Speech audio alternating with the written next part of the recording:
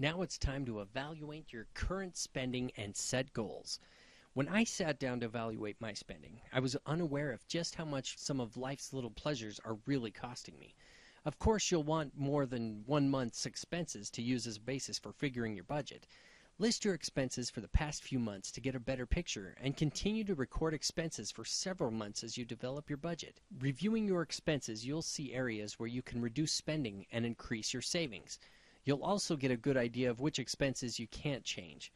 Now it's time to create your budget. Start by listing your constant expenses.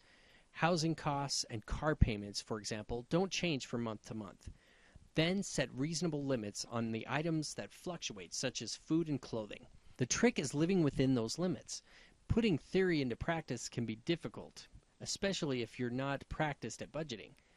Setting some goals will help you stick with the plan. When it comes to spending money, human nature can cause you to be short-sighted.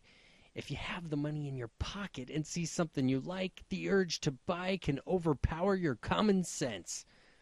You need something to make the saving urge just as powerful as the spending urge. In an earlier segment, we talked about dream items that were out of reach financially, or that we thought we probably couldn't get because they were too expensive. Those are things to put on your list of saving goals. The important thing is to commit to paper just what you're saving for. Then keep the list handy for extra motivation. Often it takes 2 or 3 revisions before you achieve a budget that you can really stick to.